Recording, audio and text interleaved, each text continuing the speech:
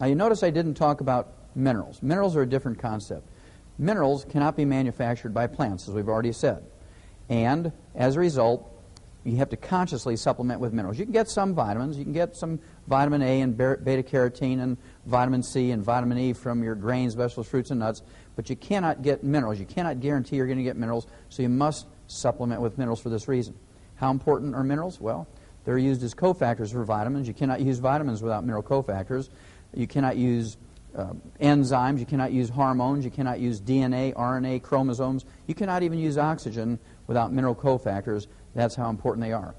Secondly, minerals do not occur in a uniform blanket around the crust of the earth. Minerals occur in veins like chocolate ripple ice cream. And you know that chocolate ripple ice cream is 99% vanilla. It's just 1% chocolate. And here's our problem. Plants cannot manufacture minerals. Minerals do not occur in a uniform blanket around the crust of the earth. They make up 2/3 of the 90 essential nutrients. 60 minerals out of 90 nutrients. 2/3 of the 90 essential nutrients are minerals. That's how important they are.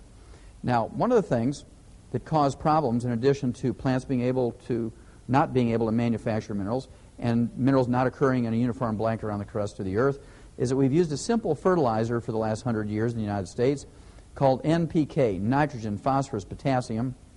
And the simple fertilizer gave the farmers the maximum yield in terms of tons and bushels per acre. Nobody gave a farmer any kind of tax break or cash incentive to make sure that you and I got all 60 essential minerals. That's our own responsibility. Farmers grew tons and bushels. Now, one of the things I want you to pick up, one of the things I want you to get, is a copy of U.S. Senate Document 264. U.S. Senate Document 264 says that there's no longer any nutritional minerals left in our farm and range soils, and as a result, the grains, vegetables, fruits, and nuts that are grown there are minerally deficient, and as a result, the animals and people who eat these minerally deficient grains, vegetables, fruits, and nuts get mineral deficiency diseases, and the only way to prevent and cure them is with mineral supplementation. Now, to me, the scary thing about U.S. Senate Document 264 is that it was written and published in 1936. 1936.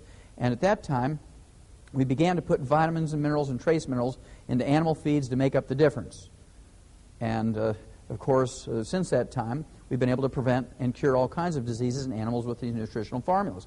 Unfortunately for human beings, we got wonder drugs in 1936. We got sulfa drugs in 36. We got penicillin in 38. And we got cortisone in 42. And it was very easy for the medical profession to con the American public into believing that they would find a wonder drug to fix everything. If we just gave them enough money for research, and if we faithfully watched Dr. Marcus Welby, M.D., that they would find a wonder drug to fix everything. Well, you don't believe that anymore. That's why you're here, because you don't believe this anymore.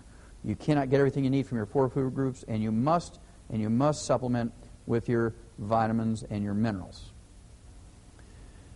There are 5 early warning symptoms that even a 5-year-old can recognize when you have mineral deficiencies that are dangerous and life-threatening. Number 1 is white, gray, and silver hair. White, gray, and silver hair indicates a copper deficiency because copper is required to manufacture hair pigment. Doesn't matter if your hair color, if your original hair color is blonde or red or brown or black. Copper is required as a cofactor to manufacture this hair color. So if you have white, gray, or silver hair, you actually have a copper deficiency. Now, if this was just a cosmetic problem, it'd be no worry, but there are more sinister things going on when you have a copper deficiency. Copper is also required as a cofactor to manufacture the elastic fibers in your body, including the elastic fibers in veins and arteries. When you get a breakdown of the elastic fibers in veins, you get spider veins and varicose veins, which can result in certainly discomfort. But also, you get a breakdown of the elastic fibers in veins. You begin to get a twisting and turning of the veins, so you're at high risk of getting a thrombosis or a blood clot, which can go to your lungs, cause pulmonary embolism or stroke. Then if you get a breakdown of the elastic fibers in your arteries, you get a balloon in that area of weakened wall, of the weakened arterial wall, and this is called an aneurysm. And if it's in a strategic location, like in your head or a coronary artery, and it ruptures, you will bleed to death in seconds, or you can get a stroke from that type of bleeding in the skull. This is due to a copper deficiency. Now, the nice thing about this is if you supplement with colloidal and chelated copper, the hair color will begin to come back, and it always comes back first at the nape of the neck, comes back over the top of the head, then the sides of the head. You're going to look like a pinto pony for a couple of months while this regrowth of hair color is going to take place. But when you see this hair color coming back on the outside, you know that the elastic fibers are healing on the inside in your veins and your arteries. Secondly, there's the liver spots or age spots in the back of your hands, your face, and your neck. And these liver spots, if you have 5 of them on the outside, you actually have millions of them in your brain, your eyes, your thyroid gland, your lungs, your heart, your liver, your kidneys, your bone marrow.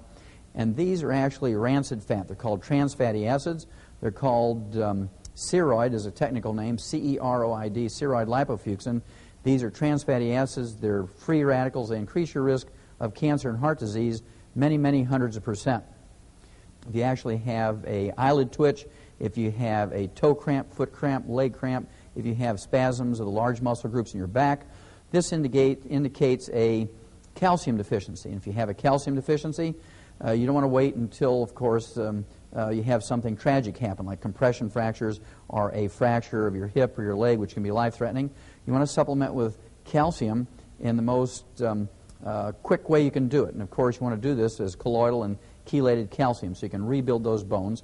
And this is extremely important. Don't miss these signals. You could be 15 years old and have an eyelid twitch. Your body's telling you that you have a calcium deficiency.